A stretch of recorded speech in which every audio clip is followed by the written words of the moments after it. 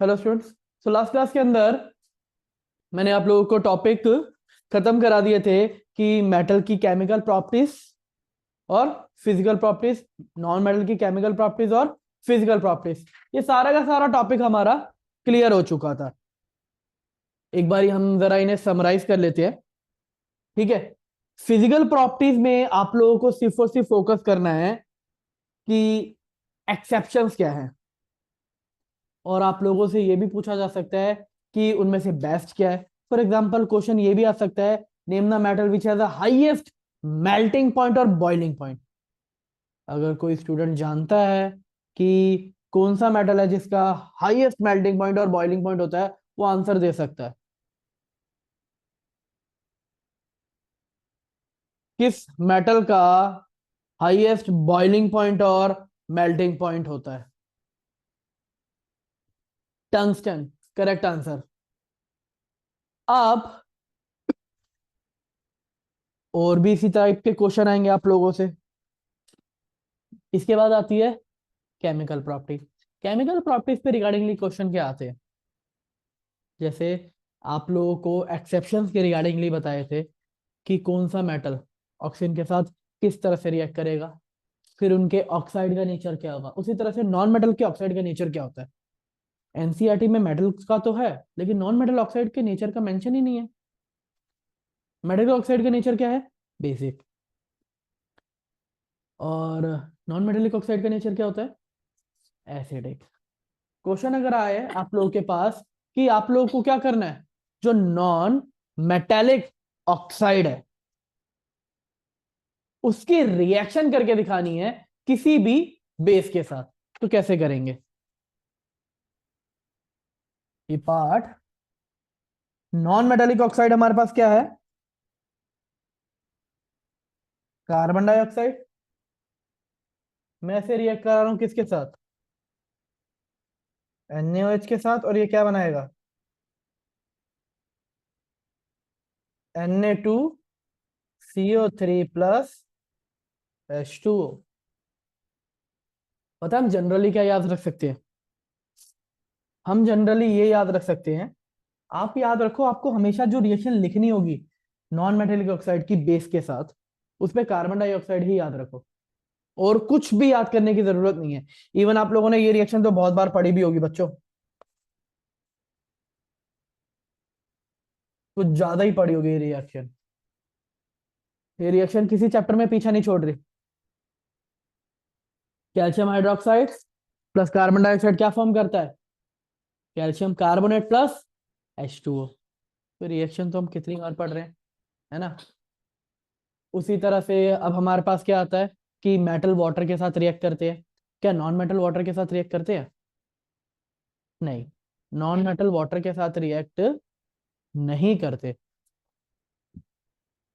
बच्चों आप लोगों ने सुना है क्लोरीन पानी में डालते हैं, तो क्या क्लोरीन पानी के साथ रिएक्ट कर गया?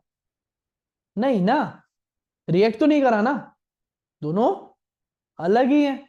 फिर इसके बाद आप लोगों ने, हमने टॉपिक पढ़ा था नेक्स्ट कि मेटल रिएक्ट करते हैं एसिड के साथ। क्या नॉन मेटल एसिड के साथ रिएक्ट करते हैं? क्या नॉन मेटल एसिड के साथ रिएक्ट कर सकते हैं या नहीं? देखो, डिपेंड करता है नॉन मेटल के ऊपर कि वो ज्यादा स्ट्रॉन्ग ऑक्सीडाइजिंग एजेंट है या रिड्यूसिंग एजेंट है। आओ इसके रिगार्डिंग एक कंसेप्ट समझते हैं, फिर हम ये अकरेंस ऑफ मेटल का टॉपिक स्टार्ट करेंगे। देखिए,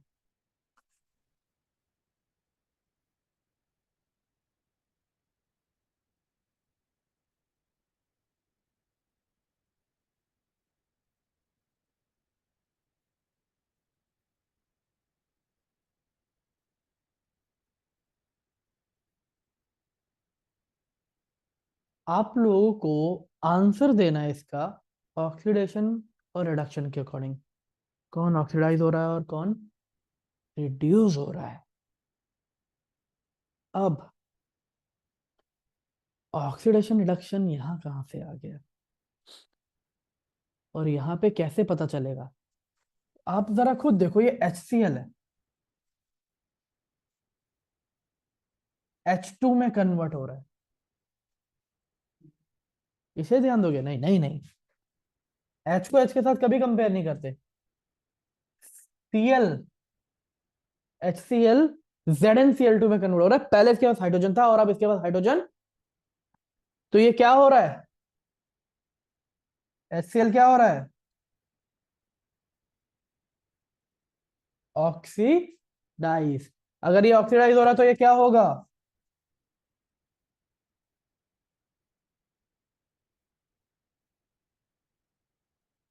हमारे पास एक ही एसिड है जो ऑक्सीडाइजिंग एजेंट होता है, कौन? HNO3। बाकी सारे के सारे एसिड क्या होते हैं? वैसे सारे के सारे तो नहीं, H2SO4 भी खुद क्या होता है? एक ऑक्सीडाइजिंग एजेंट होता है, लेकिन हमें इतनी डेप्थ में उसके बारे में नहीं पढ़ना है। ये एक रिड्यूसिंग एजेंट हुआ। Zn क्या हुआ? Zn क्या हो रहा है?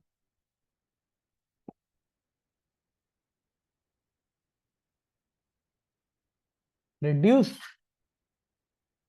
Zn रिड्यूस हो रहा है, हमें तो यही लग रहा है Zn रिड्यूस हो रहा है।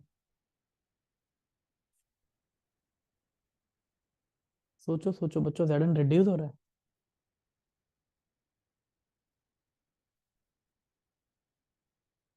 Zn भी रिड्यूस नहीं हो रहा। नहीं, हम पता है इसे इस कंसेप्ट के अकॉर्डिंग कर ही नहीं सकते। ये चीज तभी सिखा रहा हूँ क्योंकि यहाँ पे रिगार्डिंगली अगर आपका ऑक्सीडेशन रिडक्शन के रिगार्डिंगली क्वेश्चन आया, या आप लोगों से ये क्वेश्चन पूछ लिया कि क्या नॉन मेटल सिर्फ और सिर्फ इतना एसिड के साथ रिएक्ट कर सकते हैं या नहीं, उसके रिगार्डिंगली हम आंसर कैसे देंगे? एक चीज याद रखो, जब भी हम बात करेंगे किसकी? मेटल की। मेटल क्या होते हैं?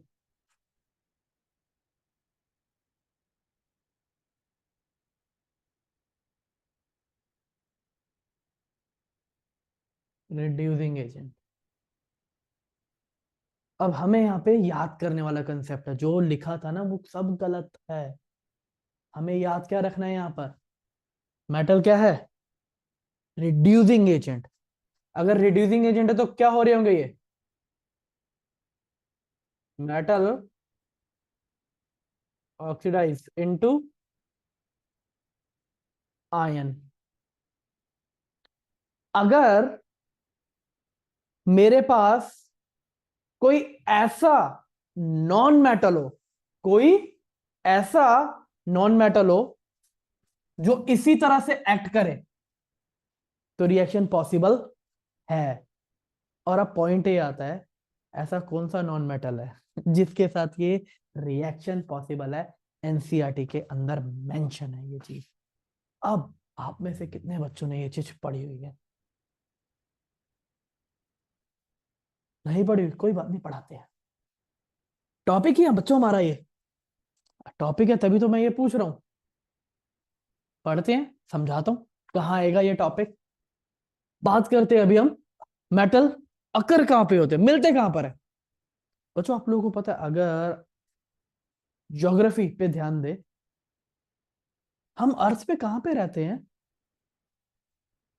लाइक ये हमारी अर्थ है, आपके पास क्या है? दो पॉइंट्स हैं, या तो बोलो यहां पे या यहां, यहां वाला एक नंबर, यहां वाला दो नंबर। तो किस किस के अकॉर्डिंग हम दो नंबर पे रहते हैं? आप लोग अपने हैंड राइज कर सकते हो ताकि मैं आइडेंटिफाई कर सकूं।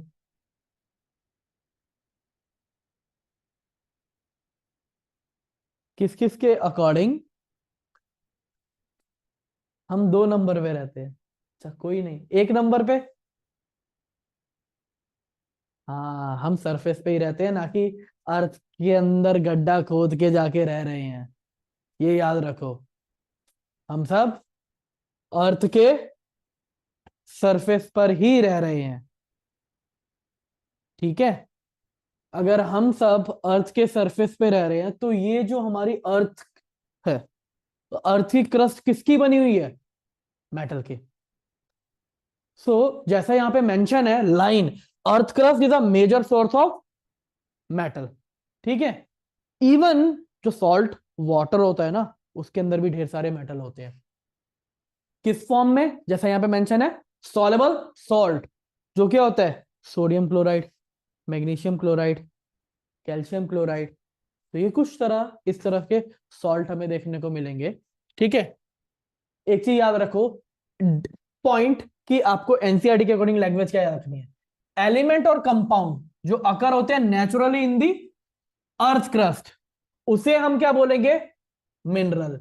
आप लोगों से काफी बार पूछा जाता है ना, डिफाइन दी मिनरल, तो that's a definition of mineral, element और compound which occur naturally in the earth crust, उसे हम बोलते हैं मिनरल। बच्चों डेफिनेशन आप लोग सेम एनसीईआरटी की लैंग्वेज की तरह ही यूज करोगे। लेकिन काफी बार क्या होता है, ये मिनरल्स जो होते हैं ना, ये नेचुरली अकर नहीं होते। ये किस फॉर्म में प्रेजेंट होते हैं, अलग अलग इंप्योरिटी के साथ कंपाउंड फॉर्म में प्रेजेंट होते हैं। और जब ये कंपाउंड फॉर्म में प्रेजेंट होते हैं, तब हम इन्हें क्या कहते हैं,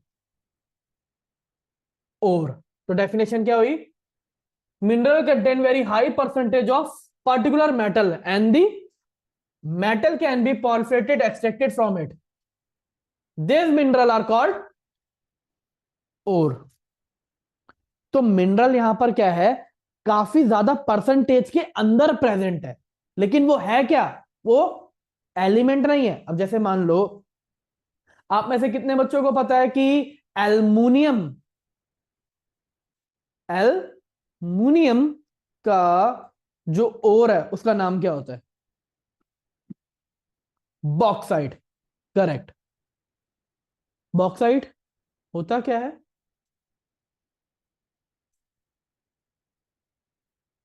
बॉक्साइट का फॉर्मूला क्या होता है, एल्युमिनियम। कहां पर आएगा बच्चों, अरे सिंपल, मान लो कि Al2O3 है ना। अब ये हमारा Al2O3 जो है, एल्युमिनियम है क्या, नहीं ना, एल्युमिनियम ऑक्साइड है। अगर मुझे क्या चाहिए, एल्युमिनियम, तो मुझे एल्युमिनियम ऑक्साइड में से क्या करना पड़ेगा, एल्युमिनियम को एक्सट्रैक्ट करना पड़ेगा। और एक्सट्रैक्ट करने के लिए अब हम आगे प्रोसीजर पढ़ेंगे। तो बच्चों देखो, एक बात बताओ, जो मेटल आपको नेचर में किस फॉर्म में मिल रहा है, जो मेटल आपको नेचर में फ्री फॉर्म में मिल रहा है, ठीक है, कि जैसे गोल्ड है, गोल्ड की माइनिंग कर रहे हैं, हमारे को गोल्ड एक्चुअल में ऐसा ही मिलेगा। सिल्वर है, सिल्वर की माइनिंग कर रहे हैं, सिल्वर भी ऐसे ही मिलेगा। सिल्वर भी कह रहा है कि भाई मैं किसी के साथ कंपाउंड नहीं बनाता जल्दी से। प्लैटिनम, हमने जब भी केमिकल रिएक्शन पढ़ी, क्या, गोल्ड, सिल्वर, प्लैटिनम, इनकी केमिकल रिएक्शन के अंदर हमने पढ़ा क्या ये ऑक्सीजन के साथ रिएक्ट करते हैं, नहीं। क्या ये वाटर के साथ रिएक्ट करते हैं, नहीं। क्या ये एसिड के साथ रिएक्ट करते हैं, नहीं। इवन क्या ये दूसरे मेटल सॉल्यूशन के साथ डिस्प्लेस हो सकते हैं, नहीं। तो हर बार हमें क्या देखने को मिला, कि ये तो रिएक्ट ही नहीं कर रहे। अगर बच्चों ये रिएक्ट ही नहीं कर रहे, दैट मीन ये क्या हुए, सबसे ज्यादा लीस्ट रिएक्टिव। और लीस्ट रिएक्टिव होने का मतलब क्या है, याद रखिए, ये सारे के सारे एलिमेंट आपको फ्री स्टेट में नजर आएंगे। कॉपर यहां पे मेंशन है, बट नेक्स्ट लाइन में आप देखोगे कि कॉपर थोड़ी रिएक्टिविटी शो करने की, जैसे क्या करता है, वो मुझे फ्री स्टेट में नहीं मिल रहा है। कॉपर के भी क्या होते हैं, और होते हैं। अब देखो, मेटल को हम बेसिकली कैसे डिवाइड करते हैं, तीन सीरीज में। ये तीन सीरीज है मेरे पास।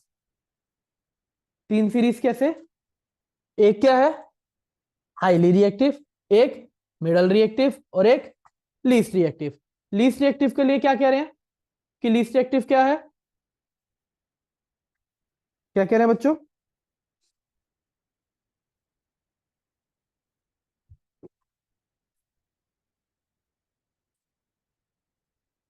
ये अनरिएक्टिव रहेंगे।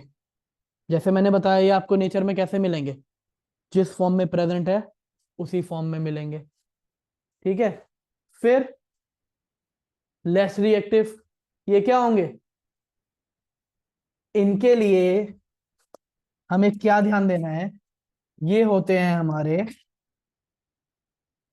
Middle reactivity series metal. अब बच्चों जब ये मिडल रिएक्टिविटी सीरीज के मेटल हैं, तो इनके जो ओर होते हैं वो हमें किस फॉर्म में देखने को मिलेंगे?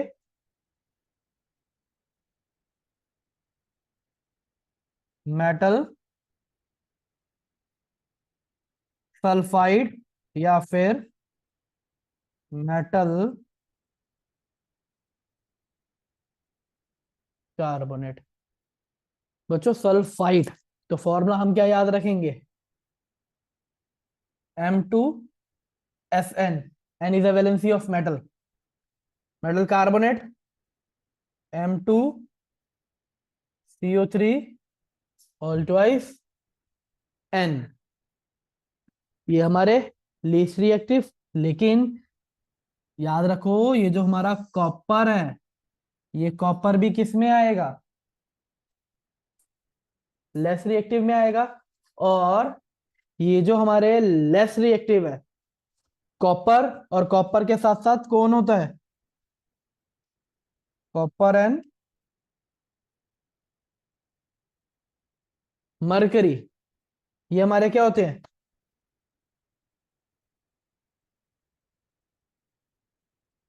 Least reactive. और इनके जो ओर होते हैं वो हमारे को किस फॉर्म में देखने को मिलेंगे?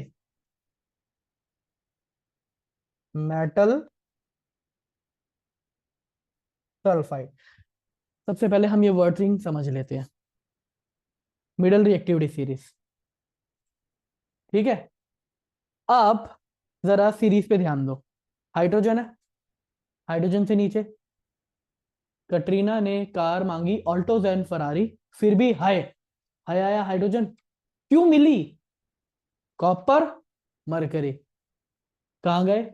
Least reactive. लीस्ट रिएक्टिव वाले मेरे को किस फॉर्म में मिलेंगे? Only metal sulphide. बच्चों अगर आप लोग बस इतने पॉइंट्स याद रखो कि लीस्ट वाले मुझे किस फॉर्म में मिलेंगे, मेटल सल्फाइड, है ना? फिर हाइड्रोजन से ऊपर जाए, लेड टिन आयरन जिंक, ये क्या हो गए? Middle reactivity. ये एक नहीं है, दो कंपाउंड की फॉर्म में मिल सकते हैं। जैसे जिंक है, एनसीईआरटी में भी एग्जांपल जिंक का ही है ना, जिंक कार्बोनेट और जिंक सल्फाइड। लेकिन आप लोग को बता दूं ये होते हैं हमारे क्या? Highly reactive. पता है ये हाईली रिएक्टिव तो है, लेकिन इनकी कंपाउंड फॉर्मेशन इतनी सारी हैं। ये क्लोराइड बना रहे हैं, सल्फाइड बना रहे हैं, कार्बोनेट बना रहे हैं, सल्फेट बना रहे हैं, ये ब्रोमाइड बना रहे हैं। मतलब ये इतने ज्यादा रिएक्टिव हैं, इन्हें कोई भी मिल जाए, कोई भी एलिमेंट मिल जाए जो क्या हो, रिएक्टिविटी शो कर रहा हो, ये उसके साथ बॉन्ड बना लेंगे। तो बहुत हाईली रिएक्टिव है। हम इनके रिगार्डिंगली जब हम पढ़ेंगे तो मैं आप लोग को एग्जांपल जो एक्सप्लेन करूंगा वो किसके रिगार्डिंगली करूंगा? Metal chloride. अदरवाइज जैसा मैंने आप लोगों को बोला बच्चों, क्या क्या हो सकते हैं? Chloride, bromide, oxide, sulphide, carbonate, sulphate. मतलब मैंने आप लोगों को क्या बोला, इन्हें बस क्या चाहिए? मौका चाहिए कि किसी के साथ भी बॉन्ड बना ले, और ये फटाफट से बॉन्ड बनाने के लिए तैयार है। एंड इवन सोडियम और पोटेशियम तो हमारे को मोस्टली कहां से मिलते हैं? सॉल्ट वाटर से। सेम मैग्नीशियम कैल्शियम वाटर से। एंड आप लोगों ने अगर याद हो, रिवीजन के अलावा आप लोगों ने अगर कार्बन कंपाउंड चैप्टर पढ़ा हो तो आपको पता होगा कि हार्ड वाटर के अंदर इम्प्योरिटी होती है, कैल्शियम और मैग्नीशियम क्लोराइड की, कैल्शियम एंड मैग्नीशियम सल्फेट की, कैल्शियम एंड मैग्नीशियम कार्बोनेट की। तो भाई वो इम्प्योरिटी कहां से आ रही है? मोस्टली इनमें ये सारे के सारे मेटल ही हैं, लेकिन हम इतना ज्यादा डेप्थ में नहीं जाएंगे, हम सिर्फ और सिर्फ फोकस करेंगे किस पे बच्चों, मेटल क्लोराइड पे। तो ये तीन तरह के हुए। अब किसी बच्चे के माइंड में एक क्वेश्चन आया, कार्बन क्या कर रहा है यहां पे? चलो हाइड्रोजन समझ में आता है कि हमने पढ़ा था। अगर आप लोग के पास कभी क्वेश्चन आए, why hydrogen place in the reactivity series, तो उसका आंसर क्या होगा? हम हाइड्रोजन को रिएक्टिविटी सीरीज के अंदर क्यों रखते हैं? क्या फायदा हमारा हाइड्रोजन को रिएक्टिविटी सीरीज में रखने का? हाइड्रोजन ऐसा क्या कर रहा है? हाइड्रोजन फर्स्ट, याद रखो, क्या करता है, like other metal, hydrogen also lose its electron and form cation. So why hydrogen plays in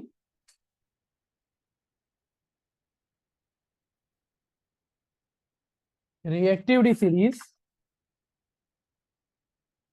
So उसका आंसर क्या है बच्चों हमारे पास?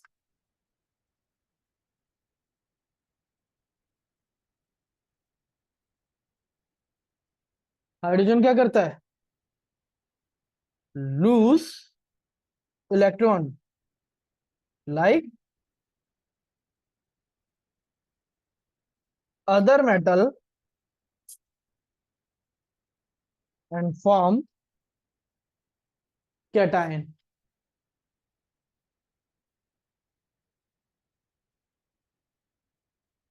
तो ये पॉइंट हमें याद रखना है। लेकिन कार्बन यहां पे क्या कर रहा है? अब मेरा वही क्वेश्चन था ना, अगर मैं आप लोगों से ध्यान से एक चीज पूछूं, मैंने क्या बताया था, मेटल क्या होते हैं? हम्म, रिड्यूसिंग एजेंट। अगर मेटल रिड्यूसिंग एजेंट है, मैंने क्या बोला, अगर कोई ऐसा मुझे नॉन मेटल मिल जाए तो, अगर मुझे कोई ऐसा नॉन मेटल मिल जाए तो क्या ये रिएक्शन शो नहीं कर सकता?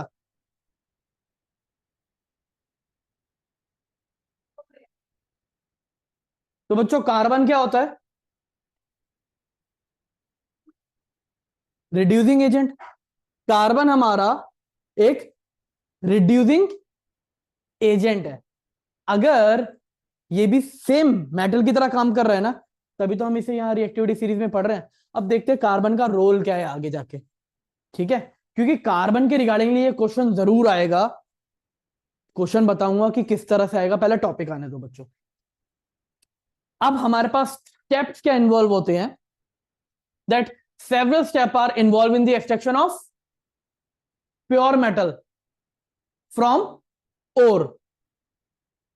हमारे पास और क्या क्या है? Metal of high reactivity series, metal of middle reactivity series, metal of low reactivity series. मैंने आप लोग को ऑलरेडी बताया ये सिर्फ और सिर्फ सल्फाइड होते हैं। सल्फाइड के साथ हम सिर्फ और सिर्फ क्या करेंगे, रोस्टिंग। मिडल रिएक्टिविटी सीरीज वाले कार्बोनेट भी हैं और सल्फाइड भी हैं। और हमारे हाई रिएक्टिविटी सीरीज वाले क्या हैं, ये हमारे को क्या मिलेंगे, chloride.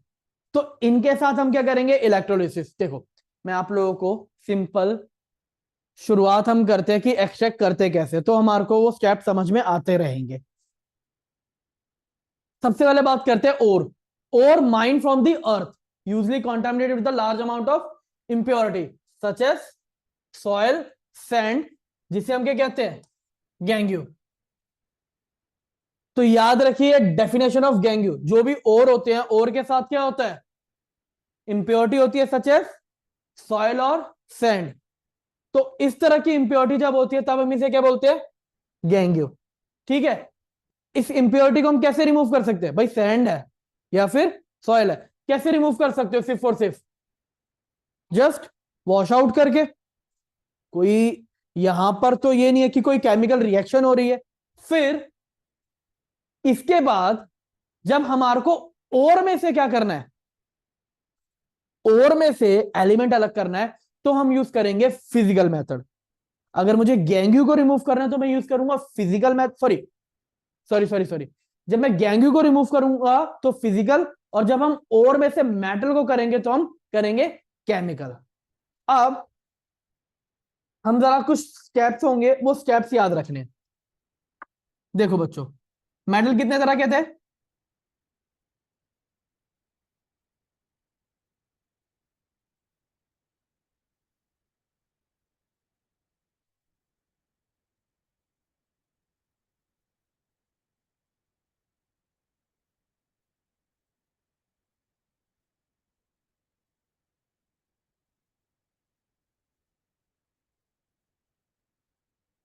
Highly reactivity series.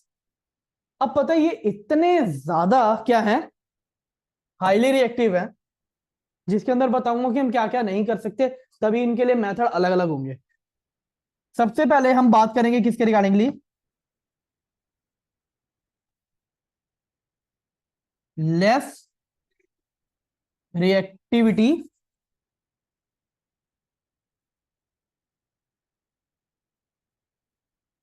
Series. Less reactivity series है।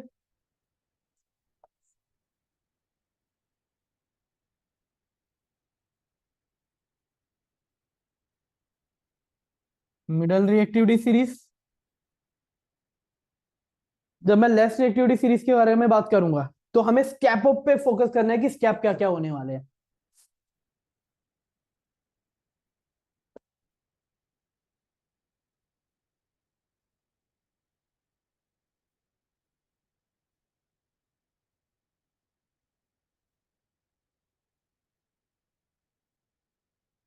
देखो बच्चों, लेस रिएक्टिविटी सीरीज है।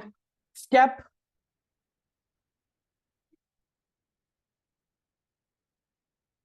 वन, हम स्टेप वन क्या यूज करते हैं,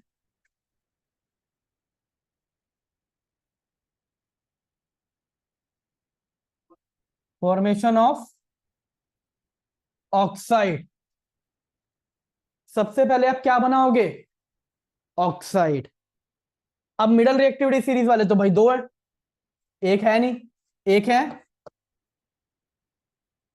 मेटल कार्बोनेट और एक मेटल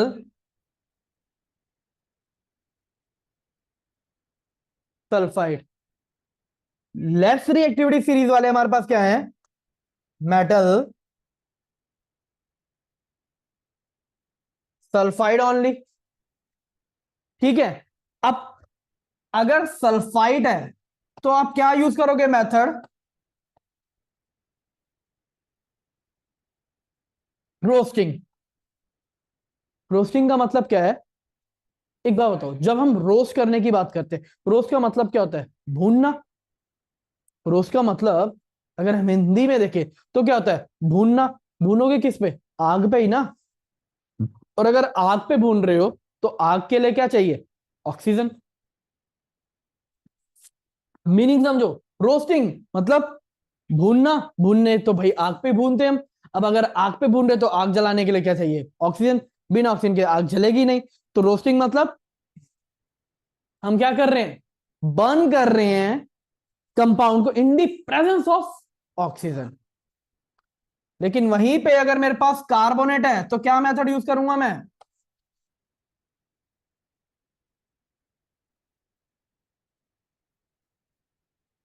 कैल्सिनेशन का मतलब क्या होता है, कैल्सिनेट मतलब बस हीट देनी है मुझे।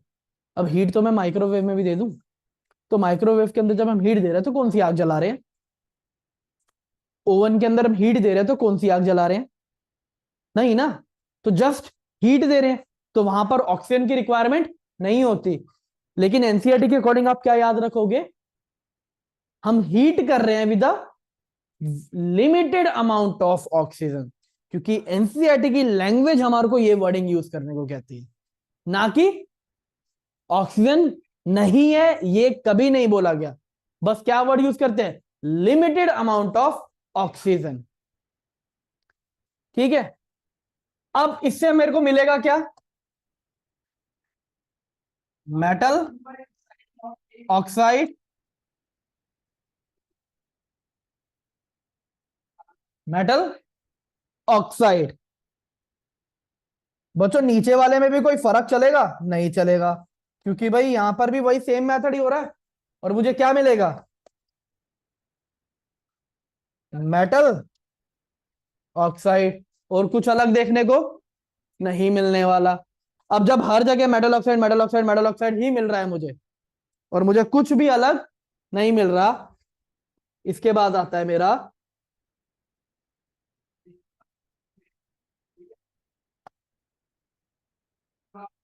स्टेप 2। अब स्टेप 2 यहां पर हर किसी के लिए क्या चलने वाला है? सेम।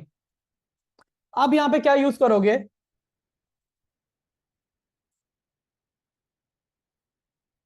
रिड्यूस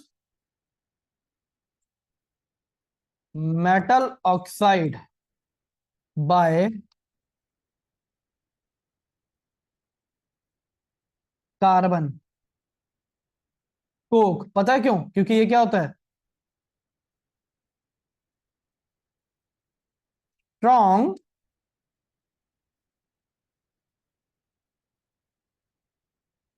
रिड्यूसिंग एजेंट, या फिर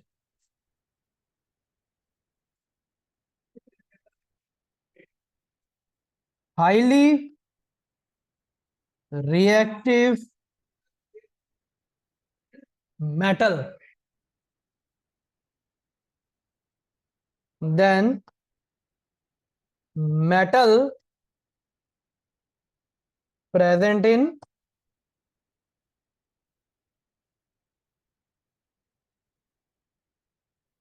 metal oxide. Highly reactive metal याद रखो कि अगर मैं यहां पे जिंक की बात कर रहा हूं, तो जिंक से ज्यादा रिएक्टिव कौन हुआ? एल्युमिनियम।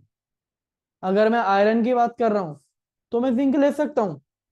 मैं कॉपर की बात कर रहा हूं, तो मैं आयरन या जिंक कुछ भी ले सकता हूं। डिपेंड बस हमेशा क्या करेगा? उनसे ज्यादा रिएक्टिव मेटल मुझे क्या करना है? यूज करना है। स्टेप 3। अब बोलो स्टेप 3 भी होता है क्या? स्टेप 3 भी है।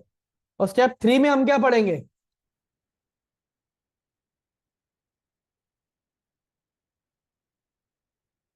Electrolytic refining. आप लोगों को बता दूं बच्चों, इलेक्ट्रोलिटिक रिफाइनिंग मुझे क्या कर रही है? ये जो हम सोच रहे हैं कि यहां पर हमारे को शायद मेटल मिल जाएगा इन दोनों रिएक्शनों से, हमें अभी भी पूरी तरह से प्योर मेटल नहीं मिलने वाला। उसके अंदर ना अभी भी थोड़ी बहुत क्या होती है? इम्प्योरिटी। अगर मुझे उस पूरी इम्प्योरिटी को निकालना है, तो मुझे क्या यूज करना पड़ेगा? अब इलेक्ट्रोलिटिक रिफाइनिंग 3 स्टेप हो गए। सबसे पहले आप ऑक्साइड बना लो। अब देखो, कार्बोनेट है तो कैल्सिनेशन, सल्फाइड है तो रोस्टिंग। हमारा डिफरेंस भी तो क्लियर हो गया। 2 नंबर का डिफरेंस आएगा, 2 पॉइंट से ज्यादा एग्जिस्ट करते नहीं है। Calcination, heat, limited heat in the presence of limited amount of oxygen, heat in the presence of excess amount of oxygen. Roasting sulphide के लिए यूज होता है, कैल्सिनेशन कार्बोनेट के लिए यूज होता है। इसके अलावा कोई और डिफरेंस पॉइंट है? नहीं है। हो गया हमारा। अब क्वेश्चन ये आता है कि हाईली रिएक्टिव के लिए मैं ये मेथड क्यों नहीं यूज कर सकता? हाईली रिएक्टिव मेटल के लिए मैं ये सब क्यों नहीं यूज कर सकता? पॉइंट नंबर 1, अगर मैंने ऑक्साइड बना भी लिए, ऑक्साइड बना लिए, मैं रिड्यूस कैसे करूं? क्योंकि they are the highly reactive metal. अगर हम रिएक्टिविटी सीरीज देखें, जहां पे मैंने कार्बन को भी रखा था, कार्बन कहां आ रहा है? इन सबके नीचे। कार्बन इनसे ज्यादा स्ट्रांग नहीं है। तो पहला अगर आप लोगों के पास क्वेश्चन आता है बच्चों, क्वेश्चन क्या कह रहा हूं मैं? किस चीज के रिगार्डिंगली? कि कार्बन से हम रिड्यूस क्यों नहीं कर सकते हाईली रिएक्टिव मेटल को? पहला, क्योंकि carbon is a less red sorry less reactive than this metal. या फिर हम क्या कह सकते हैं, जो ये सारे के सारे मेटल हैं, ये कार्बन से भी ज्यादा क्या है? Strong reducing agent. आपके पास 2 पॉइंट है। पहला कार्बन इज लेस रिएक्टिव, और दूसरा की दूसरा क्या हो गया हमारे पास पॉइंट, जितने भी मेटल है वो सारे के सारे स्ट्रॉन्ग रिड्यूसिंग एजेंट है, किससे, कार्बन के कंपैरिजन में। ओके, अगर हम इसके बाद ये हो गया, इसके बाद क्वेश्चन आता है कि अगर भाई इनके लिए ये वाले मैं स्टेप यूज नहीं कर सकता, तो मैं कैसे सेपरेट करूं इन्हें। हम यूज करते हैं इलेक्ट्रोलिसिस, जिसे हम क्या कहते हैं, इलेक्ट्रोलिटिक रिडक्शन। रिफाइनिंग इनके लिए यूज होती है, रिडक्शन इनके लिए यूज होगा। बच्चों, करंट तो पानी को भी तोड़ दे, तो ये क्या चीज है। ठीक है, सो अब हम आगे रिएक्शन है देखते हैं। रिएक्शन आसान रहेगी बच्चों, रिएक्शनों में कोई इतना डिफिकल्ट पार्ट नहीं आने वाला, अगर आप लोग ये वाले पॉइंट समझ गए। सबसे पहले हम अलग करते हैं किसको,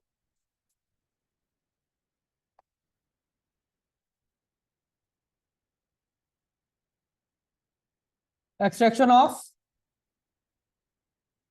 हाईली रिएक्टिव मेटल। अगर मैं हाईली रिएक्टिव मेटल ले रहा हूं, तो भाई हाईली रिएक्टिव मेटल के अंदर मैं किसको लेने वाला हूं, ऑब्वियस सी बात है, मैं यहां पे बात करूंगा NaCl, KCl, AgCl3, calcium chloride, magnesium chloride. But मैं आप लोगों को प्रेफर करूंगा बच्चों, आसान चूज करो, या तो NaCl या फिर KCl। हम स्टेप क्या यूज करने वाले हैं,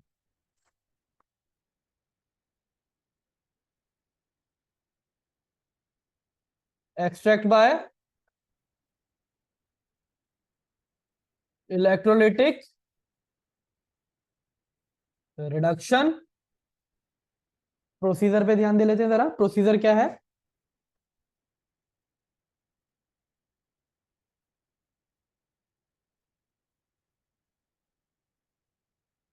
ये कंटेनर है, उसके अंदर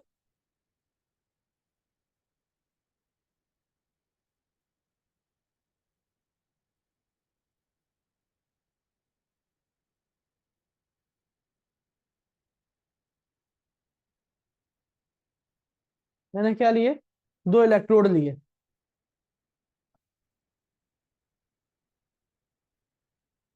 एनोड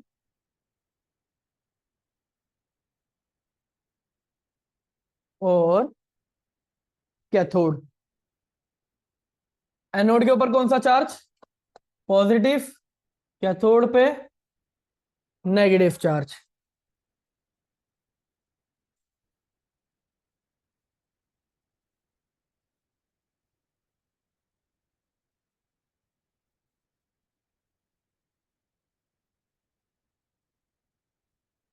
अब हम यहाँ पे सॉल्यूशन क्या यूज करेंगे,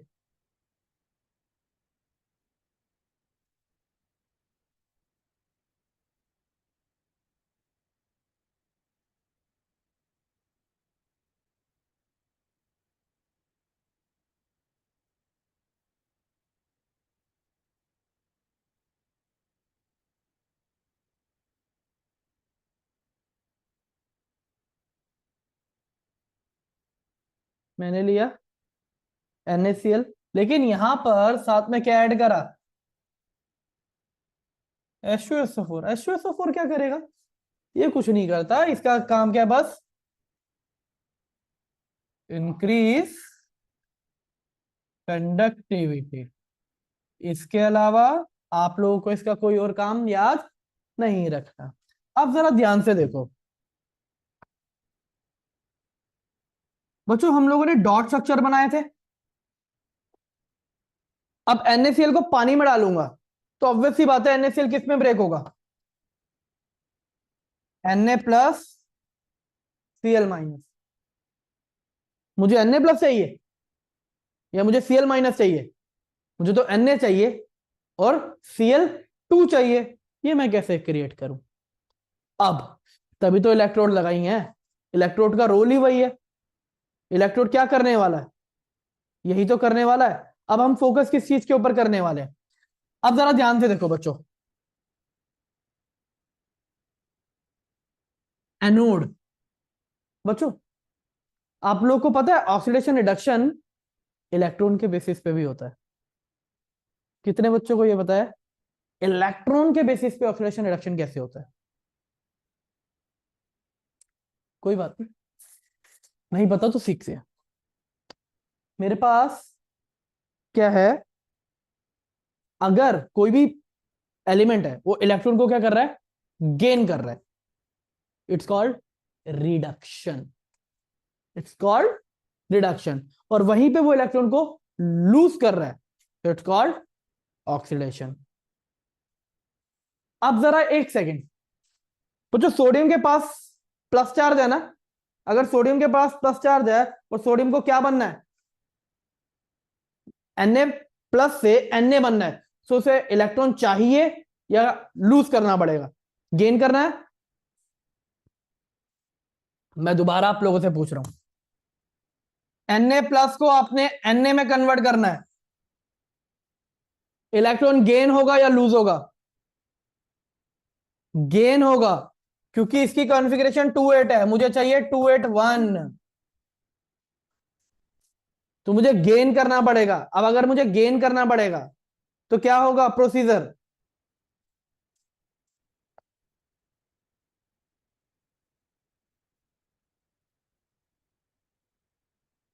प्रोसीजर ये होगा कि जो मेरा Na प्लस है वो एक इलेक्ट्रॉन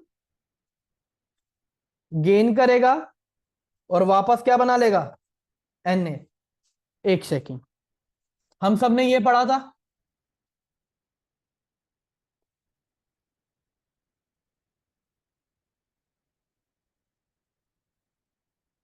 प्लस माइनस पढ़ा था। ये कह रहा है भाई मेरे को मेरा इलेक्ट्रॉन वापस दे, मेरे को नहीं करनी अब तेरे साथ बॉन्डिंग, मेरे को अकेले होना है। ठीक है, क्लोरीन कहता है तेरे में इतनी हिम्मत, लेके दिखा। अब वही बेचारा हमारा सोडियम कमजोर इंसान कुछ कर नहीं सकता, लेकिन अब हमने वहीं पे क्या करा, हमने यूज करी इलेक्ट्रोलिटिक रिफाइनिंग। अब हमने दिया करंट, सोडियम को मिल गई पावर। सोडियम कह रहा है तू मुझे मेरा इलेक्ट्रॉन नहीं दे रहा था, देख मेरे को मिल गई पावर, अब मैं तेरे से इलेक्ट्रॉन छीन के रहूंगा अपना। इसने क्या करा, क्लोरीन से अपना इलेक्ट्रॉन वापस छीन लिया। तो तभी तो रिएक्शन में उल्टी दिखाऊंगा ना बच्चों। और बेचारे क्लोरीन को क्या करना पड़ा, देखो याद रखो, कैथोड के ऊपर हमेशा नेगेटिव चार्ज है तो इलेक्ट्रॉन वहीं पर होंगे। ठीक है, कैथोड के ऊपर नेगेटिव चार्ज है तो आपको एक्सेस इलेक्ट्रॉन कहां मिलेंगे, और कैथोड पे कौन सा प्रोसीजर होता है, रिडक्शन। जबकि एनोड पे, जैसा मैंने आप लोगों को बताया बच्चों, अगर कोई इलेक्ट्रॉन को गेन कर रहा है यानी कि रिएक्शन साइड पे, तो वो रिडक्शन। और एनोड पे अगर मैं बात करूं तो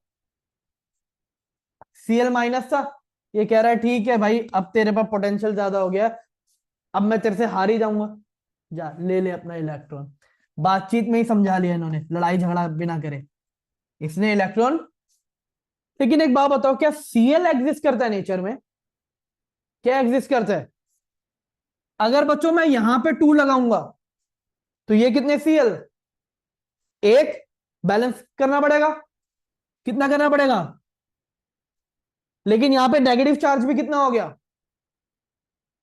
और यहां पे नेगेटिव चार्ज कितना, तो क्या करूं, बैलेंस करूंगा, तो इसे भी किससे मल्टीप्लाई करूंगा, ये हो गई complete reaction. And that's how हम एक्सट्रैक्ट करते हैं हाईली रिएक्टिव मेटल को। अभी भी अगर आपको लगता है कि किसी भी बच्चे को किसी भी पॉइंट में कोई भी डाउट आ रहा है तो आप पूछ सकते हो कि क्या स्टेप समझ में नहीं आया, कि मुझे पता है कि ये नई चीज है, इस टाइप की रिएक्शन आप लोगों ने नहीं पढ़ी होगी। ये नया टॉपिक है, किसी का कोई भी डाउट है तो बच्चों आप लोग अभी के अभी क्लियर कर सकते हो। नो डाउट, तो फिर हम आगे बढ़ते हैं।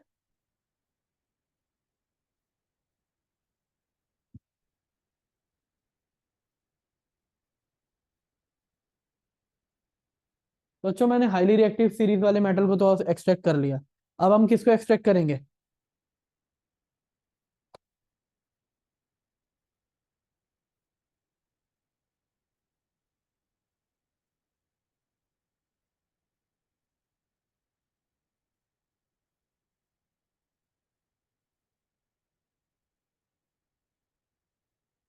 Middle reactivity series. अब मिडल रिएक्टिविटी सीरीज में मैं सबसे पहले एक एग्जांपल ले लेता हूं कि हम किसका ये करने वाले हैं। मैं यूज करने वाला हूं जिंक कार्बोनेट और जिंक सल्फाइड। अब आप लोग बोलोगे सर ये तो एनसीईआरटी में गिवन ही है, कोई और ले लो, किसी और का एग्जांपल ले लो। तो भाई आप लोगों के पास एग्जांपल क्या है? Iron, lead. प्रेफर करूंगा कि आयरन का मत यूज करना एग्जांपल कभी भी। आप लोग खुद पछताओगे कि हमने आयरन का क्यों करा, क्योंकि आयरन के ऑक्साइड का फॉर्मूला क्या होता है?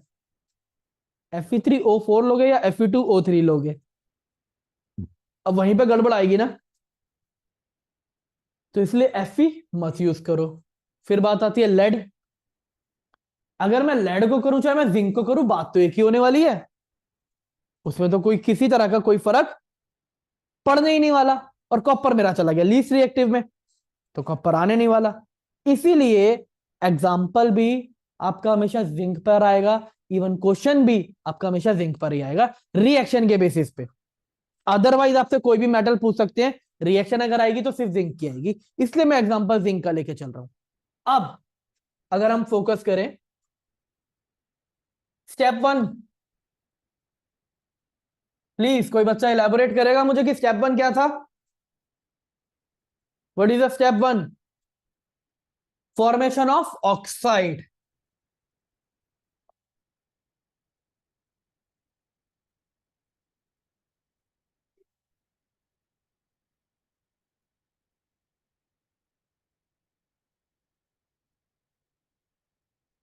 जिंक कार्बोनेट है बच्चों, क्या प्रोसेस यूज होगा?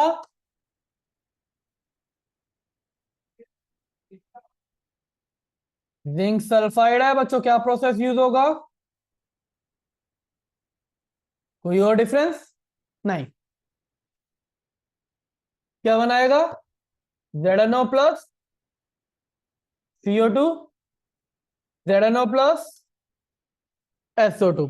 याद रखिए एक चीज, जिंक कार्बोनेट, मैंने आप लोगों को हर कितनी बारी बोला कार्बन डाइऑक्साइड तो कार्बन डाइऑक्साइड, सल्फर आ रहा है ऑक्सीजन के साथ रिएक्ट करेगा तो ऑक्सीजन जिंक ऑक्साइड भी बनेगा और zinc sorry sulphur dioxide भी बनेगा। अच्छा मैंने एक चीज यहां पे लिखी नहीं इस वाली रिएक्शन में, उसमें तो नहीं, और वो क्या है? नहीं नहीं नहीं बच्चों, ऑक्सीजन ही नहीं लिखा मैंने, और आप में से किसी ने मुझे बोला नहीं कि यहां पर ये एक गलती चल रही है, क्योंकि ऊपर वाली रिएक्शन में थोड़ी ना ऑक्सीजन यूज हो रहा है, नीचे वाली में तो होगा ना। यही तो हमें याद रखना है। बिना ऑक्सीजन के यहाँ पे ऑक्सीजन कैसे आ गया? देखो यहाँ पर तो ऑलरेडी ऑक्सीजन है, यहाँ पर कहाँ है ऑक्सीजन? तो ऑक्सीजन तो डालना पड़ेगा ही पड़ेगा ना। स्टेप टू,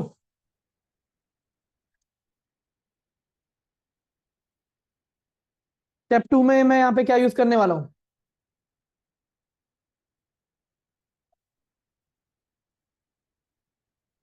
रिडक्शन ऑफ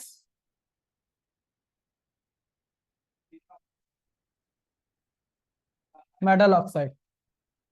मैं मेटल ऑक्साइड का क्या करने वाला हूँ? रिडक्शन। अब जरा बच्चों ध्यान से देखो, जिंक ऑक्साइड मैं दो स्टेप यूज करूंगा। पहला,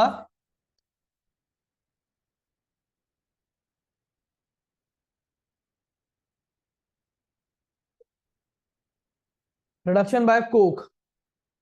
व्हाट इज कोक? नहीं, coke is not a Coca Cola, कि कहीं सबके माइंड में है कोको कोला से भी कर रहे हैं क्या reaction?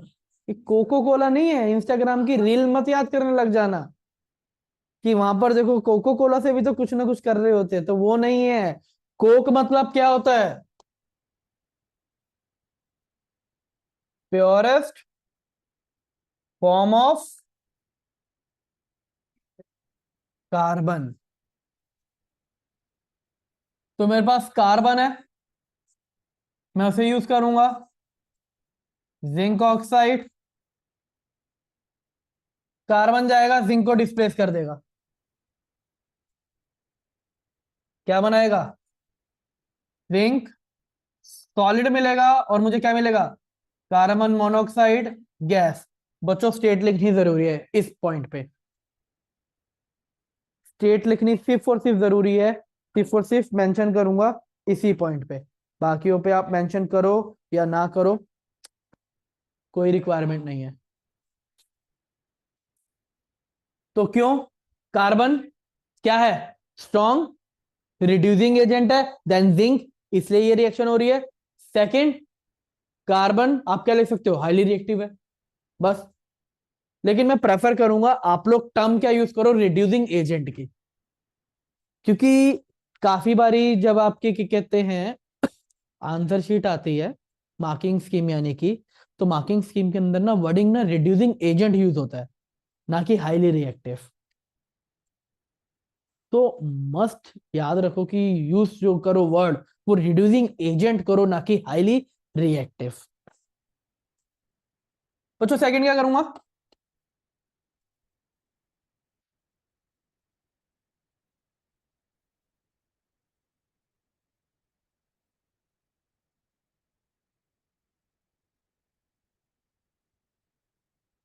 Displace bye highly reactive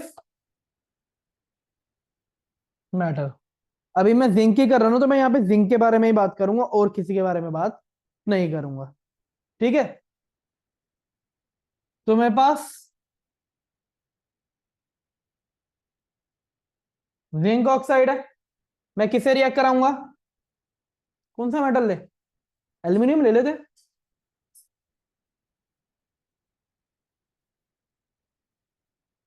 ठीक है, इसे ना सबसे पहले थोड़ी सी ना हीट देते हैं हम, और हीट देने के बाद बस क्या करना है? एल्यूमिनियम जाएगा, ऑब्वियस सी बात है, देखो सबको पता है क्या होगा? Al2O3 plus zinc. लेकिन पता है यहाँ पे एक इंटरेस्टिंग फैक्ट क्या है? जिंक आपको लिक्विड स्टेट में देखने को मिलेगा, ना कि सॉलिड स्टेट में। यही तो फैक्ट है इंटरेस्टिंग, और इसी के रिगार्डिंग क्वेश्चन आएगा, बताऊंगा क्या क्वेश्चन आएगा।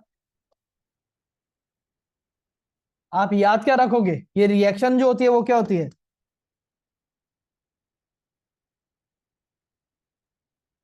Highly exothermic.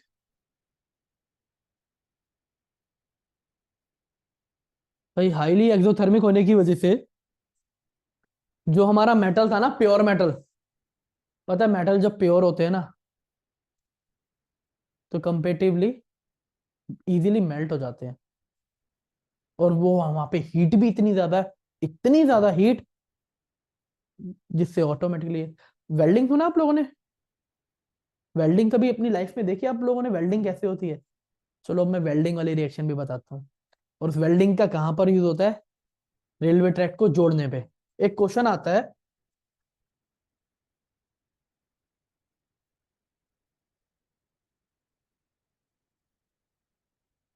Thermite reaction. अगर मैं थर्माइट रिएक्शन पे फोकस करूं, ठीक है, तो थर्माइट रिएक्शन क्या होती है बच्चों? Fe2O3, ये क्या होता है? Rusted iron. किस स्टेट में मिलेगा? सॉलिड। क्या ऐड करूंगा? एल्यूमिनियम।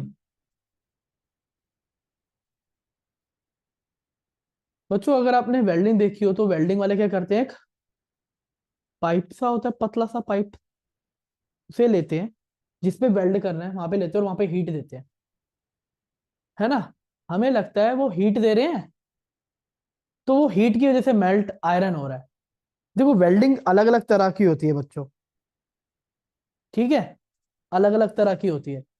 यहां पर जो मैं बता रहा हूं वेल्डिंग, वो इस रिएक्शन के अकॉर्डिंग, उन्होंने हल्की सी हीट दी जिसकी वजह से ये साथ में क्या होने लग जाते हैं, बस रिएक्शन बिगेन करवाने के लिए हम हीट दे रहे हैं। एक इग्निशन टेम्परेचर होता है ना, वो टेम्परेचर दे रहे हैं। टेम्परेचर रीच होते ही भाई एल्युमिनियम ने किसको डिस्प्लेस करना है, आयरन को। क्या बनाएगा ये, और जैसे जैसे Al2O3 फॉर्म होता जाएगा मेरा आयरन अलग होता जाएगा, लेकिन वहां पे हीट ही इतनी निकल रही है कि मेरा जो आयरन है वो क्या होने लगेगा, मेल्ट होने लगेगा। वो इतना ज्यादा मेल्ट होने लगेगा, ठीक है, कि जिस जगह पे वो रेलवे ट्रैक टूटा हुआ था या कोई भी मेटल आयरन वाला पार्ट वो टूटा हुआ है, वो वहां पर डिपॉजिट होने लगेगा। देखो उसे शेप के अकॉर्डिंग पकड़ना पड़ता है। ये नहीं है कि हमने जलाना शुरू करा और चलो जी अपने आप ऑटोमेटिकली काम होता रहेगा, आयरन पिघल के साथ साथ गिरने लगेगा, ठीक है। उसे पर्टिकुलर शेप के अंदर भी रखना पड़ेगा कि मेल्ट हुआ आयरन वहां से बाहर ना निकले। और उस तरह से जब वो मेल्ट होगा, मेल्ट होने के बाद जो दरारें होंगी, स्पेस होगा, उसमें फिल हो जाएगा और ठंडा ठंडा या नॉर्मल पानी डालते हैं, पानी डालते ही बस वो क्या हो जाएगा, अगेन सॉलिडिफाई और हार्ड हो जाएगा।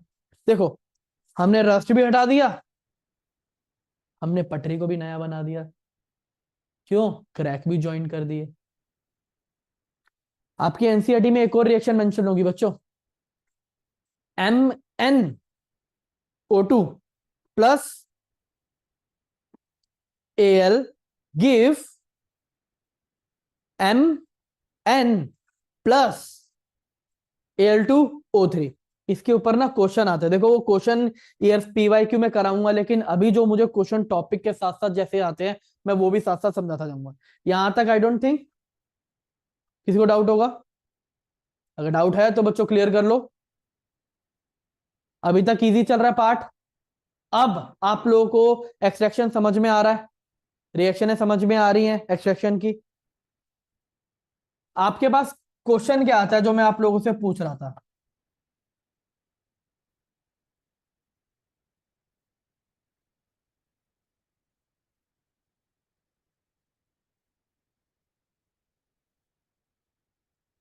बताओ यहां पर कौन ऑक्सीडाइज हो रहा है, ये क्वेश्चन आता है। कौन रिड्यूस हो रहा है, कौन ऑक्सीडाइजिंग एजेंट, कौन reducing agent. Last year at least मेरे पास जितने भी बच्चे पढ़ रहे थे उनमें से 40% बच्चों के प्री बोर्ड के एग्जाम में MCQ में इसके रिगार्डिंगली ऑक्सीडेशन रिडक्शन पूछा गया था। कौन ऑक्सीडाइज हो रहा है और कौन रिड्यूस हो रहा है। अब सबसे पहले Mn को देखो, Mn के पास ऑक्सीजन था, नहीं है। MnO2 क्या हो रहा है,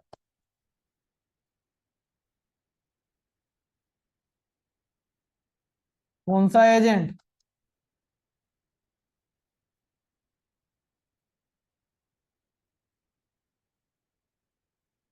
खुद ऑक्सीडाइज हो रहा है तो कौन सा एजेंट। पता है आप लोगों को ना फोकस इस रिएक्शन पे करना ही नहीं चाहिए था, बताऊं क्यों। मैंने आप लोग को यहाँ पे एक वर्ड लिखवाया था, स्टेप 2। क्या लिखा है, क्या लिखा है, रिडक्शन। और मैं यूज किससे करूंगा,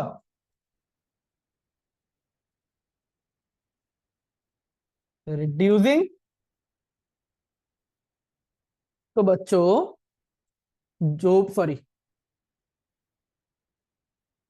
जो भी मेरा मेटल होगा वो कौन सा एजेंट होगा, मुझे तो और कुछ सोचने की जरूरत ही नहीं है, इसमें तो टाइम लगाने की जरूरत ही नहीं है। आपको तो पॉइंट याद होना चाहिए, डायरेक्ट क्या होगा ये, रिड्यूसिंग एजेंट। और ये मेरा रिड्यूसिंग एजेंट है, तो ये क्या हुआ, ऑक्सीडाइजिंग एजेंट। जो रिड्यूसिंग एजेंट होता है वो खुद क्या हो रहा है, ऑक्सीडाइज। जो रिड्यूसिंग एजेंट होता है वो क्या हो रहा, सॉरी, ऑक्सीडाइज, और जो ऑक्सीडाइजिंग एजेंट होता है वो क्या हो रहा होता है, रिड्यूस। लो जी, निकल गया आंसर। हम सोचते हैं कि कितना मुश्किल ऑक्सीडेशन रिडक्शन वाला पार्ट। भाई आप लोग को बस कंसेप्ट पता होना चाहिए, आप आराम से कर लोगे रिएक्शन। ओके, अब इसके साथ साथ हम आते हैं किस पे, लीस्ट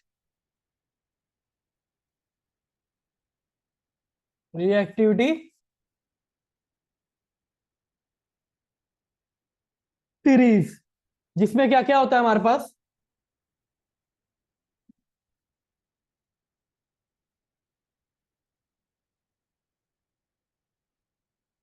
क्यूप्रस सल्फाइड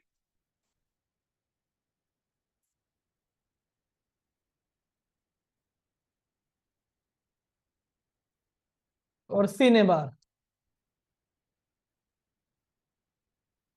क्या करना है हमने इन पे, Cu2S, स्टेप वन वही। अब क्योंकि क्या है ये सल्फाइड है, तो मैं क्या करूंगा,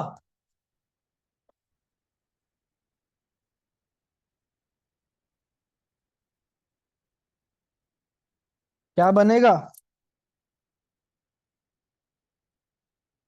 क्यूप्रस ऑक्साइड, क्यूप्रिक नहीं, cuprous oxide plus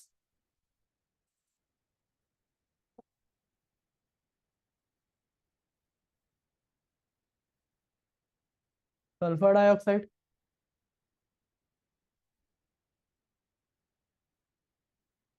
HgS plus O2 क्या बनेगा, HgO प्लस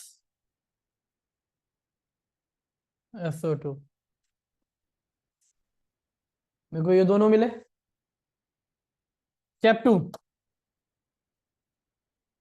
नहीं बच्चों स्टेप टू ही तो अलग है, स्टेप टू ही तो सेम नहीं है यहाँ पे। स्टेप टू में क्या होने वाला है,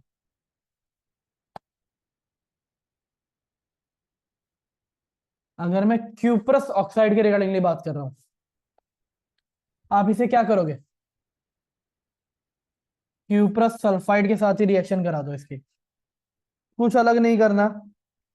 ठीक है, क्या करना है, क्यूप्रस ऑक्साइड के साथ ही रिएक्ट करा दो, यानी कि जो प्रोडक्ट बना वापस उससे रिएक्टेंट के साथ मुझे क्या मिलेगा, copper plus sulphur dioxide.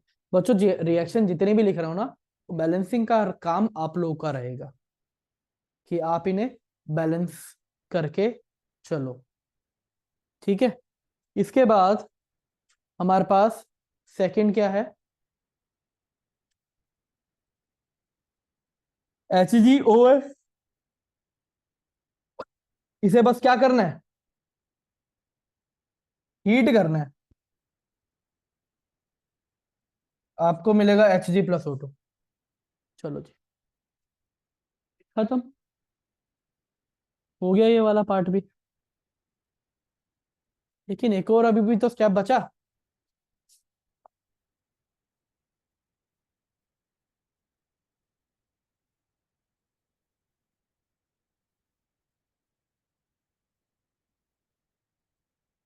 Electrolytic refining, अभी भी यहाँ पे बचा।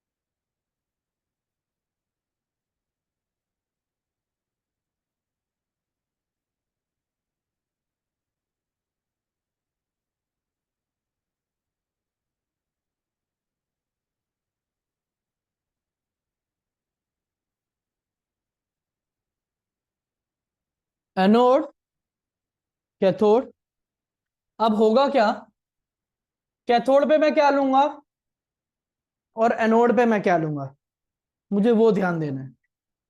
कैथोड पे मैं लूंगा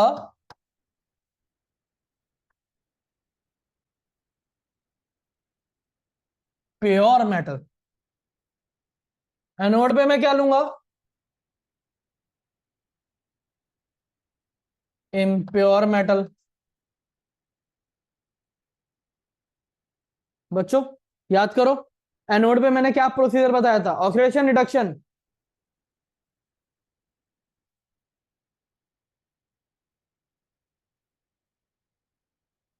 ऑक्सीडेशन। कैथोड पे अगर, एनोड पे अगर ऑटोमेटिकली ऑक्सीडेशन हो गया तो कैथोड पे क्या होगा?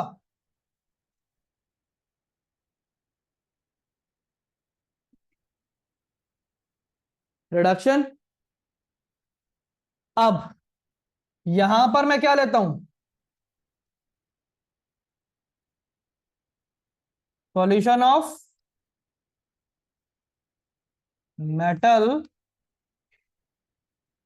सल्फेट।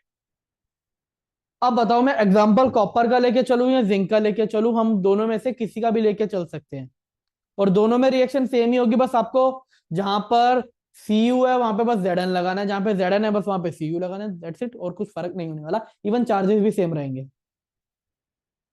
एनसीईआरटी में अगर 2+ लिखा हुआ है ना, तो जिंक पे भी 2+ ही रहने वाला है, कुछ अलग नहीं होने वाला। क्योंकि हमने पहले वाले में एक्सट्रैक्ट किसको किया था? जिंक को। यहां तो हम कॉपर और मरकरी को कर रहे हैं। और आपके पास क्वेश्चन अगर आएगा तो ये तो कॉपर पे आता है या जिंक पर आता है, इसके अलावा और किसी पे नहीं आएगा। तो अब हम किस पे फोकस करें? दोनों में से किसी पे भी कर सकते हैं। देखो आपको कॉपर तो ऑलरेडी गिवन ही है। अब अगर मैं देखूं तो यहां पर आप क्या लिखोगे? कैथोड क्या होगा? बस क्या याद रखो? Pure zinc.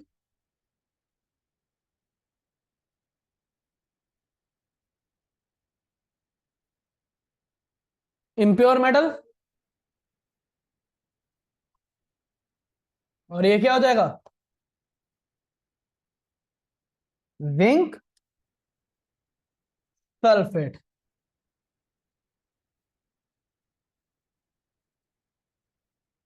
ठीक है। अब बच्चों रिडक्शन का मतलब क्या था? इलेक्ट्रॉन को गेन करना या लूज करना? गेन करना। इलेक्ट्रॉन को गेन करना। अब जिंक की वैलेंसी कितनी होती है? 2। कॉपर की वैलेंसी यहां पे कितनी याद करनी है हमने? 2। तो भाई जितने वैलेंसी मैंने उतना ही तो बताया था, उतने इलेक्ट्रॉन क्या करेंगे आप लोग? गेन या फिर लूज। तो जिंक कितने इलेक्ट्रॉन गेन करेगा? 2 इलेक्ट्रॉन। कहां पर हो रही है ये रिएक्शन? कैथोड पे। और बच्चों ये रिएक्शन ना आप लोग की एमसीक्यू में आने के चांसेस होते हैं कि करेक्शन बताओ कि कौन सी रिएक्शन यहाँ पे करेक्ट गिवन है।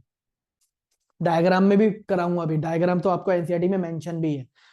अच्छा एक बात बताओ, जिंक क्या 2 इलेक्ट्रॉन गेन कर सकता है? भाई जिंक कहां से कर लेगा? जिंक तो मेटल है। पता है कौन करेगा? Zn2+। तब जाके वो क्या बनाएगा? Zn। और ये जो मेरा एनोड है, इस पे मेरा जो जिंक है ये क्या कर रहा है? अपने 2 इलेक्ट्रॉन को लूज कर रहा है। अब पता है हो क्या रहा है? देखो सुनो,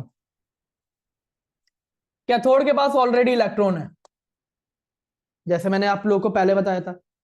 मतलब इसके पास ऑलरेडी इलेक्ट्रॉन है। पता हो क्या रहा है? एनोड पे से जो जिंक है, जो क्या है? इम्प्योर है। वो इम्प्योर जिंक है, वो किस में कन्वर्ट हुआ? Zn2+। तो यहां से क्या निकला?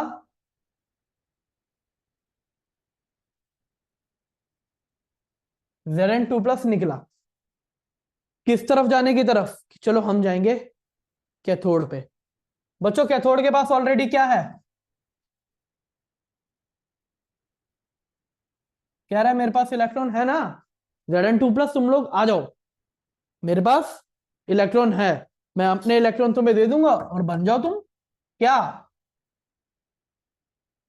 Pure zinc. यही सेम जो एरोज है वो आप लोग की एनसीईआरटी पे मेंशन है या नहीं बच्चों? मेंशन है ना, बस फर्क ये होगा आपका कॉपर पे। इसके अलावा और कोई डिफरेंस नहीं देखने को मिलने वाला। और फर्क क्या है, यहाँ पे कैथोड कर रखा है और वहां पे एनोड कर रखा है। उस पर ध्यान नहीं देना, आप बस साइन पे ध्यान देना कि कैथोड हमेशा नेगेटिव पे होगा और एनोड हमेशा पॉजिटिव के साथ पे होगा। आप लोग ये याद रखो कि किस पे ऑक्सीडेशन हो रहा है, किस पे रिडक्शन हो रहा है। और ये रिएक्शन काफी बार हुआ, इवन सैंपल पेपर जो सीबीएसई अपने खुद के रिलीज करती है, उन सैंपल पेपर के अंदर एमसीक्यू के अंदर ये क्वेश्चंस थे। तभी आप लोगों को ये प्रैक्टिस करवा रहा हूँ, बता रहा हूँ कि ये रिएक्शन इंपॉर्टेंट है बच्चों। तो इस रिएक्शन के साथ हमारा एक्सट्रैक्शन का पूरा पार्ट यहाँ पे समाप्त होता है। अब हमारे पास सिर्फ और सिर्फ टॉपिक क्या बचा है, कोरिजन। अब आपने देखा होगा कि सिल्वर आर्टिकल क्या हो जाते हैं, ब्लैक कलर के। कॉपर आर्टिकल क्या हो जाते हैं, ग्रीन कलर के। तो सिल्वर जो है हमारा वो कौन से कलर का हो रहा है, ब्लैक। क्या हो, सिल्वर सल्फाइड की वजह से। और ये किसकी वजह से, ये किसके साथ रिएक्ट करता है, सल्फर। रिएक्शन क्या होती है इसकी, Ag प्लस, और क्या बनाता है ये, Ag2S।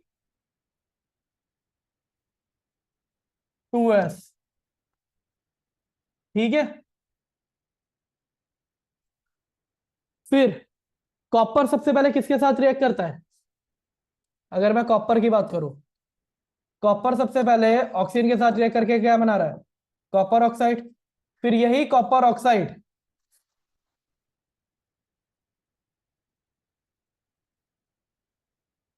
अगर कार्बन डाइऑक्साइड के साथ रिएक्ट करेगा तो क्या बनाएगा, कॉपर कार्बोनेट। और वहीं पे अगर ये वाटर के साथ रिएक्ट करेगा तो क्या बनाएगा, कॉपर हाइड्रोक्साइड। आयरन की रिएक्शन ऑलरेडी हमने चैप्टर 1 में पढ़ी थी। रिएक्शन क्या थी, Fe plus H2O, sorry steam Fe3O4 plus H2। अब पॉइंट क्या है इनके लिए, कंडीशन क्या क्या चाहिए। देखिए बच्चों यहाँ पे ना 3 कंडीशन दे रखी है। यहां पर पहले मैं क्या बोला कि आपके पास 3 टेस्ट ट्यूब है, एक्टिविटी है, लेबल करा ABC, pour some water in test tube A and उसे बंद कर दिया। फिर pour boiled distilled water in test tube B, और फिर इसमें ऐड करा 1 ml of oil and corked. तीसरे के अंदर हमने क्या करा, एनहाइड्रस कैल्शियम क्लोराइड ऐड कर दिया। What is the role of anhydrous calcium chloride, ये मॉइस्चर को एब्जॉर्ब करता है, ये गैस को ड्राई करेगा। ठीक है। अब जरा ध्यान से सुनो, यहाँ पे रस्टेड हमारे को देखने को मिलेगा। क्यों, आयरन क्यों रस्ट कर रहा है, क्योंकि मॉइस्चर प्रेजेंट है, वाटर है ना, मॉइस्चर प्रेजेंट है, तो आयरन तो मॉइस्चर के साथ ही रिएक्ट करेगा ना। अब भैया एक बात बताओ, अगर तुम पानी को टेस्ट ट्यूब के अंदर भी बंद करके अच्छी तरह से रख दो, ठीक है, लेकिन हीट की वजह से धीरे धीरे कुछ वाटर क्या होने लगता है, इवेपोरेट। और वही इवेपोरेशन के क्या बना, स्टीम। और वही स्टीम किसके साथ रिएक्ट करेगा, आयरन के साथ। तो पहली कंडीशन हमें क्या चाहिए, मॉइस्ट। ठीक है, मॉइस्चर चाहिए और एयर चाहिए। दूसरी सिचुएशन, डिस्टिल वाटर लूंगा तो कोई रिएक्शन नहीं होने वाली। क्यों नहीं होने वाली, क्यों नहीं होने वाली, क्योंकि डिस्टिल वाटर के अंदर किसी तरह की कोई इंप्योरिटी नहीं होती। ठीक है, याद रखना, अगर पानी के अंदर इंप्योरिटी नहीं है और पानी बिल्कुल डिस्टिल है तो रस्टिंग नहीं होगी। और ऑयल डाल दिया, ऑयल अब हवा को नहीं आने देगा, ऑयल हवा को नहीं आने देगा, तो एयर नहीं आया।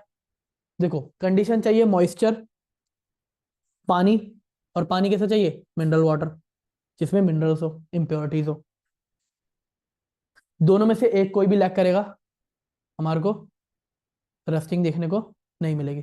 तीसरे में हमने पानी तो डाला, लेकिन हवा क्या कर दी, सूखी कर दी, क्योंकि जितना भी मॉइस्चर था वो तो किसने एब्जॉर्ब कर लिया, कैल्शियम क्लोराइड। और कितनी बारी क्वेश्चन आया कि कैल्शियम क्लोराइड का फंक्शन क्या होता है, तो जस्ट ये क्या करने वाला है, एब्जॉर्ब दी मॉइस्चर। तो ये एक्टिविटी के रिगार्डिंगली काफी इंपॉर्टेंट क्वेश्चन आते हैं बच्चों, याद रखना। अब लास्ट, हम प्रिवेंट कैसे कर सकते हैं कोरोजन? हम प्रिवेंट कर सकते हैं by painting, oiling, greasing, galvanization, chrome plating. Chrome plating आपने देखा होगा कि मेटल के ऊपर ना चमकीली सी क्रोम की लेयर बना लेते हैं। क्रोमियम मेटल होता है जो ना जल्दी से रस्ट नहीं लगने देता। गैल्वेनाइजेशन का मतलब क्या होता है? ये एक मेथड होता है जिसके ऊपर हम मेटल, आयरन के ऊपर जिंक की एक लेयर चढ़ा देते हैं। पता है क्यों? क्योंकि जिंक के ऊपर खुद क्या बन जाता है? जिंक के ऊपर खुद क्या फॉर्म हो जाता है? ऑक्साइड की लेयर। तो क्या हो जाएगा? ऑटोमेटिकली लेस रिएक्टिव हो जाएगा। इसलिए क्वेश्चन आएगा कि मैं जिंक की जगह टिन क्यों नहीं यूज करता? क्योंकि टिन मोर रिएक्टिव है, ठीक है, और उसके ऊपर ऑक्साइड की लेयर फॉर्म नहीं होती, जबकि जिंक पर होती है। जबकि जिंक देखो आयरन से ज्यादा रिएक्टिव है, हम तब भी जिंक की कोटिंग कर रहे हैं। क्यों? क्योंकि वो क्या शो कर रहा है? ऑक्साइड की लेयर बना लेता है जो फर्दर ऑक्सीडेशन को प्रिवेंट कर सकता है। आयरन करेगा नहीं, टिन करेगा नहीं। इसके अलावा हम क्या यूज कर सकते हैं? मैं अलॉय बना सकता हूं। अच्छा, आप लोग को पता है प्योर आयरन बहुत सॉफ्ट होता है।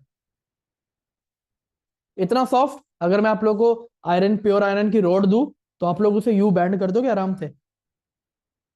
लेकिन सोचो अगर मैं 1% ऐड कर दूं, कितनी? 0.05% ऑफ कार्बन, आयरन इतना हार्ड हो जाएगा कि तुम उसे बिल्कुल हिला भी नहीं पाओगे, कुछ नहीं कर पाओगे। तो ये होता है एलॉय। एलॉय क्या होता है? Alloy is a mixture of two or more than two metal with metal or metal with non metal. ठीक है, तो ये हमें याद रखना है। ओके, आप लोग याद रखना बच्चों प्लीज कि स्टेनलेस स्टील किससे बना होता है? अगर ये आए, when iron is mix with the निकल एंड क्रोमियम, हमें क्या मिलता है? Stainless steel. ये क्वेश्चन पूछा जा सकता है, ठीक है। फिर अगर अमलगम की बात की जाए, अमलगम का मतलब क्या है? आप जिंक को मरकरी में डाल दो, आपको क्या मिलेगा? Zinc amalgam. ठीक है, आप कॉपर को मरकरी में डाल दो, आपको क्या मिलेगा? Copper amalgam. तो पॉइंट क्या है? मरकरी को जिसके साथ भी मिक्स करोगे वो क्या बनाएगा? अमलगम। एक चीज याद रखो, इलेक्ट्रिकल कंडक्टिविटी जो होती है और मेल्टिंग पॉइंट जो एलॉय का होता है वो क्या होता है? Less than the pure metal. यानी कि ये मेल्ट जल्दी हो जाते हैं और कंडक्टिविटी भी इनकी काफी कम होती है प्योर मेटल के कंपैरिजन में। ब्रास किसका एलॉय है बच्चों? कॉपर और जिंक का। ब्रॉन्ज किसका एलॉय है? कॉपर और टिन का। ठीक है, are not good conductor of electricity. याद रखना, ये दोनों के दोनों गुड कंडक्टर नहीं है। जबकि कॉपर देखो वायर बनाने के लिए यूज किया जाता है, लेकिन अलॉय बनाते ही सारी प्रॉपर्टी गई। फिर एक आता है सोल्डर। सोल्डर किसका एलॉय है? लेड और टिन का। जिसका काम क्या होता है? जो वायर होती है ना, आप लोगों ने देखा होगा कि सर्किट में वायर को जोड़ने के लिए यूज करते हैं, तो वो यही सोल्डर होता है, छोटी छोटी वेल्डिंग करने के लिए। क्यों? क्योंकि इसका मेल्टिंग पॉइंट बहुत ज्यादा कम हो जाता है। अच्छा, कभी प्योर गोल्ड के बारे में सुना है? Pure gold, pure gold, 24 carat gold, इसका मतलब क्या होता है? 24 का मतलब है कि 100% गोल्ड है। अब जैसे किसी ने बोला कि मेरे पास 22 कैरेट गोल्ड है, इसका मतलब पता है क्या? 22 पार्ट क्या है? गोल्ड, और 2 पार्ट कॉपर या फिर कोई और हमारे पास मेटल हो सकता है। हम कॉपर या सिल्वर इसलिए ऐड करते हैं क्योंकि 24 कैरेट गोल्ड हम ज्वेलरी बनाने के लिए यूज नहीं कर सकते। इतना ज्यादा सॉफ्ट होगा कि इवन अगर किसी ने कान के अंदर पहन रखा है तो सिर्फ बॉडी की हीट की वजह से ही मेल्ट हो जाएगा और गिर जाएगा, या उसकी शेप खराब हो जाएगी। इसलिए हमें इसमें क्या ऐड करना पड़ता है? कॉपर या फिर सिल्वर। और याद रखो 22 पार्ट। अब भाई परसेंटेज निकालनी पड़ेगी फिर इसके लिए, ठीक है।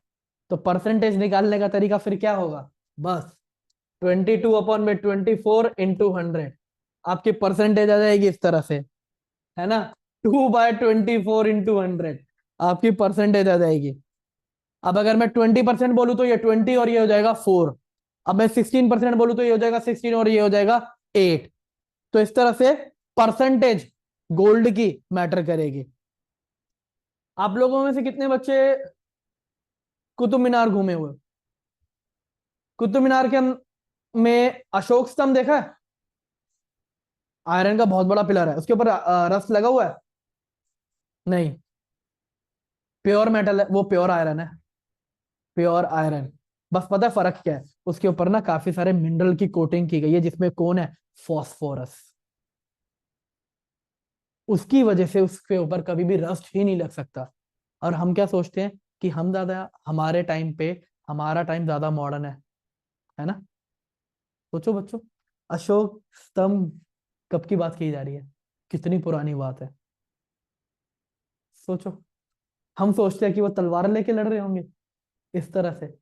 हमें ये खुद नहीं पता कि वो, उन लोगों के पास किस तरह की कैसी क्या टेक्नोलॉजी थी, कि उन्होंने कितना कुछ अच्छा क्रिएट कर रखा होगा।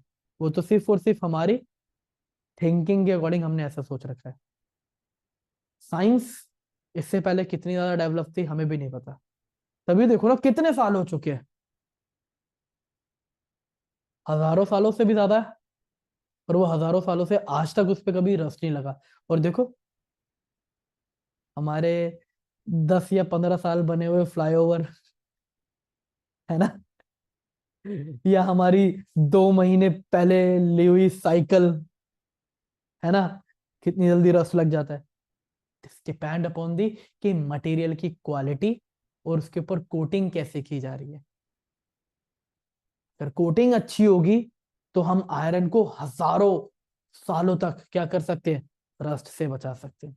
तो इसी के साथ साथ हमारा पूरा चैप्टर यहाँ पे ये खत्म होता है बच्चों। चैप्टर पूरा फिनिश। नेक्स्ट क्लास हम PYQ अपना प्रैक्टिस करेंगे। ठीक है बच्चों।